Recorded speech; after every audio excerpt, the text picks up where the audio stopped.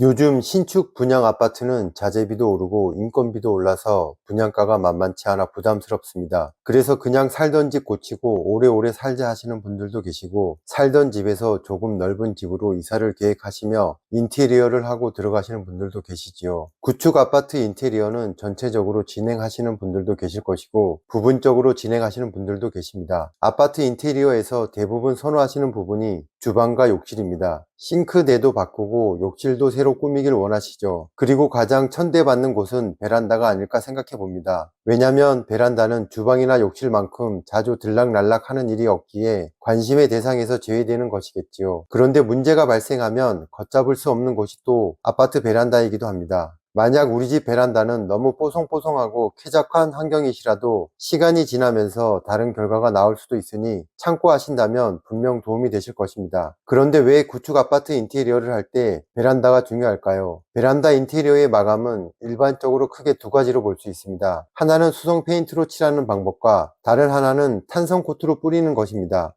그리고 요즘은 대부분 밋밋한 수성 페인트보다는 인테리어 효과가 좋은 탄성 코트로 시공을 많이 하는 추세입니다. 수성 페인트나 탄성 코트 중간 과정은 모두 동일하다고 보시면 되시고, 마지막 칠을 무엇으로 입히냐의 차이로 생각하시면 쉬울 것 같습니다. 탄성 코트 시공 전에 현장을 방문하여 가장 먼저 보는 곳은 베란다 외부 샤시 창틀 실리콘입니다. 샤시 창틀 실리콘을 모르시는 분들도 계시겠지만, 마감 처리된 이 샤시 실리콘은 영구적이지 않습니다. 참고로 국내 메이저급 실리콘 제작 업체에서는 계절, 환경, 온도 등 변화가 없을 때 그 유지 기간을 10년 정도로 보고 있지만, 저희가 살고 있는 이 대한민국이라는 나라는 사계절의 변화무쌍한 기후로 한여름에 푹푹 찌는 더위와 장맛비, 한겨울에 추위와 함께 찾아오는 눈, 결국은 외부 환경의 영향을 받기 때문에 그 유지 기간이 10년보다 짧을 수밖에 없다는 결론입니다. 아파트 베란다 샤시 창틀 실리콘은 시간이 경과됨에 따라 기능성을 잃어버리고 탄력이나 접착력이 떨어져 갈라지거나 틈이 발생하게 됩니다. 그래서 심하게 몰아치는 비가 내린 날 뒤에는 노화된 실리콘 틈 사이로 물이 스며들어 들어오게 되는 것입니다.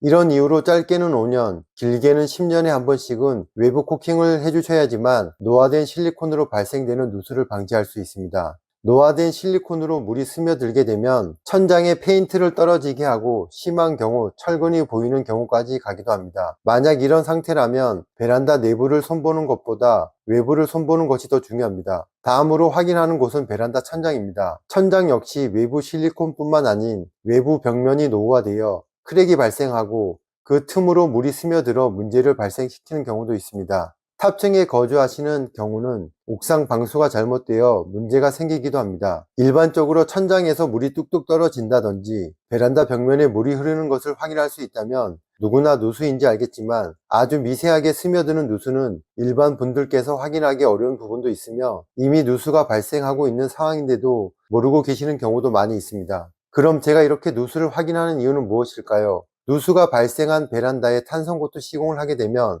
탄성코트가 물을 잡고 있어 물풍선처럼 늘어난다든지 탄성이 벗겨지는 경우, 또는 남아있는 물기가 흘러 탄성코트 페인트가 마르기도 전에 물자국이 생기기도 하기 때문입니다. 이런 여러 가지 이유에서 탄성코트 시공 전에 꼭 베란다를 확인합니다. 그리고 문제가 될 것 같은 부분들은 소비자분들께 미리 사전에 공지를 하고 이 부분에 대하여 알고 계신지 해결된 부분인지 확인하고 시공에 들어갑니다. 만약 누수가 해결되지 않은 상태에서 시공을 하게 되면 어떻게 될까요? 똑같은 상황이 또 벌어지게 되는 것이겠지요. 여기서 만약 우리 집 문제라면 우리가 잘못한 것이니 억울하지는 않은데, 우리 집이 아닌 위층이거나 아파트 공용부의 문제라면 어떻게 해결해야 될까요? 일반적으로 외부 샤시 실리콘은 아파트 공용부에 해당되지 않으며 이 부분을 제외한 건물 외벽 크랙, 옥상, 공용 배관 등은 공용부에 해당되어 공동주택 관리 주체인 관리사무소에서 책임을 져야 합니다. 만약 공용 부분 누수로 인해 분쟁이 발생했을 경우에는 중앙공동주택관리분쟁조정위원회에 조정 신청을 통해 이를 해결할 수 있습니다. 중앙공동주택관리분쟁조정위원회란 공동주택 관리에 관련하여 발생한 문제들을 변호사, 회계사, 교수, 연구원, 건축사, 주택관리사 등 15인의 전문가로 구성된 분쟁조정기구입니다.